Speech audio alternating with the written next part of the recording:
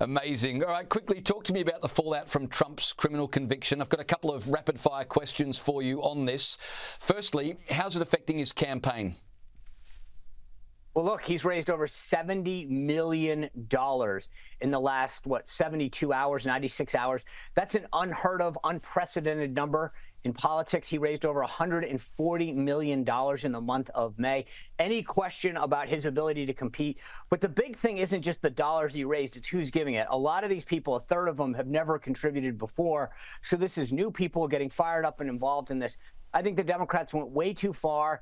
And one thing that you've got to keep in mind when looking at this race is we're talking about a handful of states, but even more so, it's a very, very minute number of people who are, quote, undecided in any of those states. What this has done more than anything else, James, is harden the support among Trump's base. These people might have been supporting him in the past. Now they want a yard sign. They want to knock on doors. They want to make phone calls. They want to make another contribution. This has strengthened the resolve of so many of Trump's supporters, and frankly, a lot of people who might not have been with him, but see the weaponization and the lawfare that's been used against him. Sean, one more question before we finish. Sentencing is set to happen, I think, 4 days before the Republican National Convention. And I'm thinking, surely they wouldn't put Trump in jail. I mean, they wouldn't possibly do that, but there's an appetite for it. Have a listen to former FBI Director James Comey. Yeah, we just put him in a double wide somewhere out near the fence, out in the grass. And he would eat there, he'd shower there, he'd exercise there, he'd be away, as Danya Perry said, from general population, but it's obviously doable.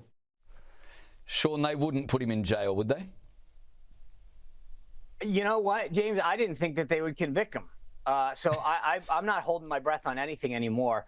I think Judge Marchand wants to be a hero. He obviously, through his contributions and through his daughter's activities, have made it very clear whose side he's on.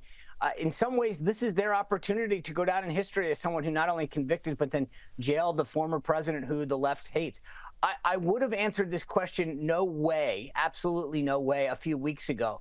And then as I've seen how this trial has progressed and the verdict that ultimately was reached, I don't put anything past the left right now.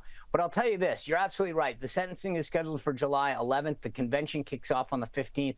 If they do this, they will unequivocally guarantee the re-election of Donald Trump on November 5th of this year. So in some ways, I think, the people are almost itching for it. I would hate to see President Trump actually have to go to jail, but in a weird way, it would almost certainly guarantee his return to the White House.